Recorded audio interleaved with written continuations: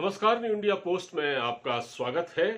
तो नाजरीन, आज एक बार फिर से हम बात करेंगे बिहार के बारे में, बिहार विधानसभा चुनाव के बारे में, जहां 28 अक्टूबर को पहले चरण की वोटिंग होने वाली है।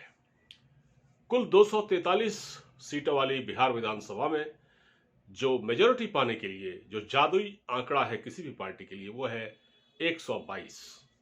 तो इसी के लिए सारी जद्दोजहद हो रही है। आगे बढ़ेंगे इससे पहले हम आपसे एक छोटी सी गुजारिश करना चाहेंगे कि अगर अभी तक आपने हमारा ये चैनल सब्सक्राइब नहीं किया है तो इसे कृपया सब्सक्राइब कर लें, और एक बेल आइकॉन का बटन होता है, अगर आप उससे दबा देंगे तो आपको वीडियो अपलोड होने के बाद वक्त वक्त पर इसके नोटिफिकेशन मिलते रहेंगे और आपको हमारा वीडियो ढूंढना नहीं पड़ेगा। अब करते हैं बात जो हम करने जा रहे हैं। बात दरअसल ये है कि बिहार में तरह तरह की बयानबाजी हो रही है, तरह तरह के शोषे छोड़े जा रहे हैं, इल्जाम तराशी का और एक दूसरे की तौहीन करने का जो दौर है वो मुसलसल जारी है। चिराग पासवान जो कि इन दिनों चर्चा के केंद्र में है। अब आप ये कहेंगे कि मैंने पिछले 2-3 वीडियो में इनका जिक्र किया था इन जनाब का, और वैसे तो इनकी क्वालिफिकेशन ये है कि ये रामविलास पासवान के सुपुत्र हैं और फिल्म इंडस्ट्री में भी हाथ आजमा चुके हैं, लेकिन वहां कामयाबी नहीं मिली। तो अब ये राजनीति के मैदान में है। तो आप सोच रहे होंगे कि क्यों मैं इनके ऊपर इतना सिर खपा रहा हूं, क्यों ये इतने चर्चा के केंद्र में है। क्योंकि बात ही दरअसल ऐसी है कि इन्होंने एक ट्वीट किया है। अब जनाब, इन्होंने जो ट्वीट किया है वो बड़ी ही चर्चा का केंद्र बना हुआ है और उसके बहुत सारे मायने भी हैं। अब इन्होंने ट्वीट क्या किया है, इन्होंने अपने ट्वीट में जो लिखा है वो ये है कि अपने मतदाताओं को संबोधित करते हुए, अपने समर्थकों को संबोधित करते हुए इन्होंने कहा है कि देखिए, जहां जहां हमारे उम्मीदवार खड़े हैं, यानी 143 सीटों पर जहां जहां हमारे उम्मीदवार हैं, आप मेहरबानी करके उनको वोट दीजिए। और अगर जहां हमारा कैंडिडेट नहीं है वहां आप बीजेपी के बटन को दबाइए, कमल पर निशान जो कमल पर होता है ना, उस बटन को आप दबा दीजिए, यानी बीजेपी को वोट दे दीजिए। तो ये इन्होंने क्यों कहा? अब क्या ये बीजेपी का कोई सीक्रेट गेम प्लान है जिसकी लगातार चर्चा हो रही है? और जब चिराग पासवान ये कह देते हैं कि साहब, हम जब सत्ता में आएंगे, और क्योंकि चुनाव बाद हमारी ही सरकार बननी है, क्योंकि इसमें कहने को तो जेडीयू के साथ गठबंधन है और वो लगातार इस बात को कह रहे हैं कि चुनाव के बाद, रिजल्ट आने के बाद हमारी यानी बीजेपी की और लोजपा की सरकार बनेगी। ये थोड़ा बड़ी बात वो कर रहे हैं, लेकिन वो ये भी कह रहे हैं कि अगर हमारी सरकार आई तो हम सीतामढ़ी में सीता माता का मंदिर भी बनवा देंगे, क्योंकि राम मंदिर तो बीजेपी ने अयोध्या में बनवा दिया। अब सीता माता का मंदिर भी चिराग कह रहे हैं कि वो बहुत ही भव्य होगा, बल्कि वो अयोध्या के राम मंदिर से भी ज्यादा भव्य होगा, उनकी आस्था है। तो कहीं ना कहीं वैचारिक समानता भी भारतीय जनता पार्टी के साथ है, तो इसे आसानी से समझा जा सकता है। तो ठीक है, राम का नाम लेना कोई बुरी बात नहीं है, आस्था अपनी जगह पर है। लेकिन जिस तरह से उन्होंने ये कहा कि आप हमारे उम्मीदवार को अगर वोट न दें, क्योंकि अगर मान लो हमारा कैंडिडेट नहीं तो आप बीजेपी को दे दें, तो ये रहस्य की परतें ना अब खुलती जा रही हैं। आखिर माजरा क्या है? क्यों चिराग पासवान मोदी जी को अपना खुद को मोदी जी का ऐसे भक्त बता चुके हैं जैसे कि हनुमान जी राम के भक्त हुआ करते थे, राम भक्त हुआ करते थे, खुद को हनुमान बता चुके हैं। तो वो इसी तरह से, अच्छा, अब ये है कि चिराग पासवान ऐसा कर क्यों रहे हैं? देखिए, बिहार की राजनीति में जो जेडीयू है, जनता दल यूनाइटेड, जिसका भारतीय जनता पार्टी के साथ गठबंधन है, वो अभी तक तो स्थायी है, लेकिन उसमें भी एक चीज ये है कि और इस बात को बीजेपी समझ भी रही है कि जेडीयू में नीतीश कुमार के बाद कोई बड़ा नेता नहीं है जिसको आगे रखकर बीजेपी आगे फायदा उठा सके। अभी तक तो नीतीश कुमार है, नीतीश कुमार के बाद कोई ऐसा नेता नहीं है।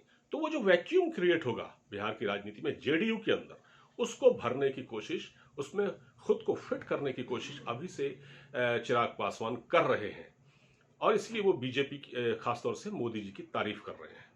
और वो ये देखिए, अभी परसों रैली हुई सासाराम में, तो वहाँ मोदी जी ने रामविलास पासवान का नाम लिया, स्वर्गीय पासवान जिनका देहांत हाल ही में हुआ है, और उनको कहा कि उन्होंने आखिरी सांस तक हमारी पार्टी का साथ दिया, हमारे साथ रहे, हमारा साथ दिया, इस बात को। और जबकि लोग उम्मीद कर रहे थे कि नाम चिराग पासवान का लेना चाहिए था, लेकिन मोदी जी ने नहीं लिया। लेकिन इसको भी कहीं ना कहीं चिराग पासवान ने आशीर्वाद के रूप में लिया, ब्लेसिंग्स के रूप में लिया। तो वो ये कह रहे हैं कि बहुत बड़ी बात मोदी जी ने मंच से कही, उन्होंने मेरे पिता को जिस तरह याद किया, मैं उससे इमोशनल हो गया, भावुक हो गया। मोदी जी बहुत बड़े नेता हैं और हमारी सरकार बनेगी चुनाव के बाद बिहार में भारतीय जनता पार्टी और लोक जनशक्ति पार्टी की। अब उनका ये अनुमान है या ये बड़बोलापन है, ये तो हम नहीं कह सकते, लेकिन हाँ, वो बिहार की राजनीति में एक खुद को गंभीर नेता के रूप में स्थापित कर चुके हैं, तेजस्वी और बाकी लोगों के मुकाबले। तो और दूसरी चीज ये है, देखिए, ये एक एक वोट का संघर्ष है। जो अभी चुनाव के जो सर्वे जो हुआ है, मतलब जो ये ओपिनियन पोल जिसको हम कहते हैं, जो हुआ है, उसमें 3 बड़ी एजेंसियों ने जो कराया है, उसमें भी ये देखा गया है कि पहले नंबर पर एनडीए है, दूसरे नंबर पर महागठबंधन है। सारे सर्वे में ये दिखाया गया, सरकार एनडीए की ही बनती दिखाई दे रही है। तो कहीं ना कहीं एक कोशिश ये भी है, अब इसमें बीजेपी का क्या गेम प्लान है और चिराग ऐसा क्यों कर रहे हैं कि उन्होंने कहीं ना कहीं ये संदेश भी दिया है, ये ट्वीट करके, कि आप हमारे उम्मीदवार को वोट दें और जहां हमारा उम्मीदवार न होगा बीजेपी को वोट दें। और अगर इसका मतलब यह है कि आप किसी तीसरी पार्टी को वोट मत दें, क्योंकि अगर ऐसा करेंगे तो आप वोट काटेंगे।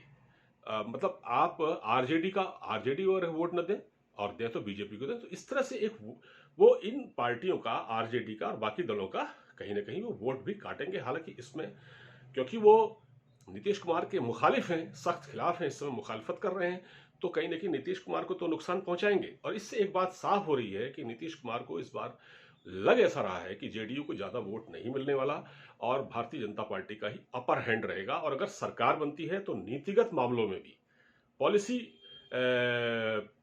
पॉलिसी मेकिंग में भी, नीतिगत मामलों में भी बीजेपी का अपर हैंड रहने वाला है। अभी तक जो स्थिति दिखाई दे रही है, अगर सरकार बनती है तो एक बार फिर से अगर नीतीश अपनी सत्ता पर बरकरार रहते हैं तो पहले की तरह मजबूत नहीं होंगे और उसमें भारतीय जनता पार्टी को लाभ है। तो कहीं ना कहीं वो अभी से एक क्षति पहुंचाने की कोशिश कर रहे हैं जेडीयू को खासतौर से, लेकिन इसमें बीजेपी का नुकसान नहीं है, बीजेपी का अपर हैंड रहेगा।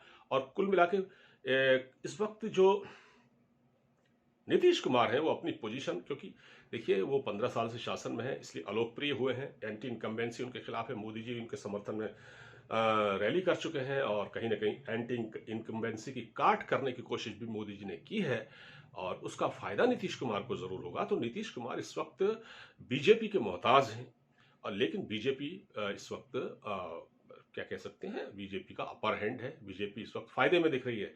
और जो चिराग पासवान कर रहे हैं वो बाकी दलों का वोट काटेंगे।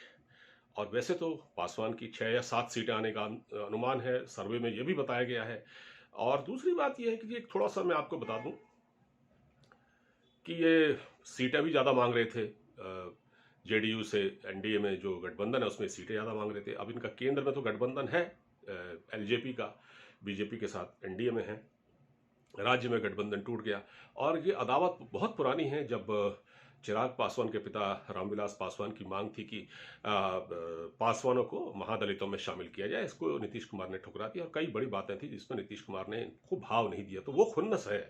तो इसका मतलब ये है कि कहीं ना कहीं बीजेपी को इस चुनाव में तो फायदा होने जा रहा है, लेकिन जेडीयू को नुकसान है। सरकार बीजेपी और जेडीयू की बनेगी, क्योंकि सुशील मोदी पहले ही कह चुके हैं कि हम पहले ही प्रोजेक्ट कर चुके हैं, नीतीश जी को तो अब ठुकराने की तो कोई वो नहीं है, कोई आने वाले समय में उनको ठुकराया तो नहीं जा सकता। लेकिन ये ज़रूर है कि सरकार बीजेपी और जेडीयू की बनेगी। अभी तक जो चुनावी नतीजे, जो ओपिनियन पोल आया है, उसमें ऐसा लग रहा है। ये 100% सही नहीं होते और कभी तो बिल्कुल खारिज कर देती है जनता इनको, कभी कभी ये बिल्कुल सही नहीं होते। तो इस बार देखा जाएगा कि क्या होता है। फिलहाल इस वीडियो में इतना ही। अब मुझे इजाज़त दीजिए, अपना ख्याल रखिए, नमस्कार।